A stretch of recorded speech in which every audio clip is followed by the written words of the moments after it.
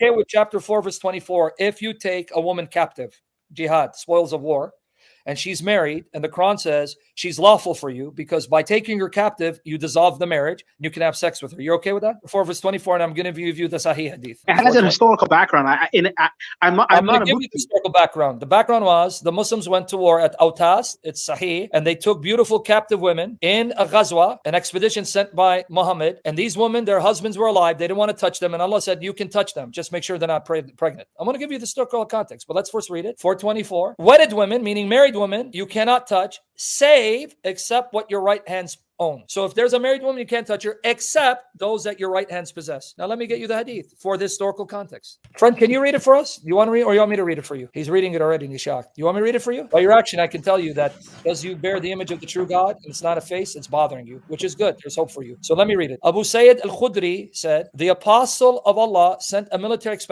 expedition to Autas on the occasion of the battle of Hunayn. They met their enemy and fought with them. They defeated them and took them captives. Some of the companions of the apostle of Allah were reluctant to have relations with female captives because they're pagan husbands. So Allah, the Exalted, sent down the Quranic verse, and all married women are forbidden unto you, save except those captives whom your right hand possess. So your God said, don't worry about it. You can have sex with them. This is to say that they are lawful for them when they complete their waiting period. Only thing you have to do is make sure they're not pregnant. Because if you have sex with them, they're pregnant. You don't know if it's your child or their husband's child. So be honest with me, since you have no problem. If you're living at the time Muhammad, theoretically, and Muhammad sent an expedition to attack your village, he took your mother captive, your sister captive, I don't know if you have a wife and daughter, and your grandma, and they were taken captive, and they had sex with these women. Are you okay with them doing that to your mother, your grandmother, your wife, your sister, your daughter? No. Say it again? No. So then why are you okay that Muhammad did it to other people's mothers, wives, daughters, and sisters? Because that's what he did. This is the historical context.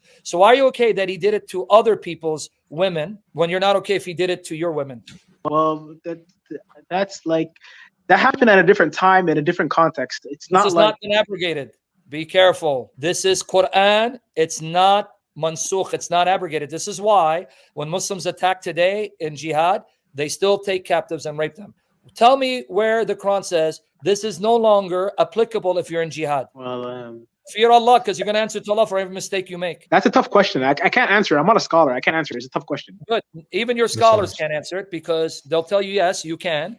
And you know in your heart, because I can see your reaction, this is evil, this is wicked, this is adultery, to take my wife and then have sex with her in front of my eyes. Just because Allah allowed you to do it, this is disgusting, condemned by the true God revealed in Jesus. Leave Islam. Yes. Please, you cannot have this. Come to a better way, the only way, Jesus Christ, who would never let you do stuff like this.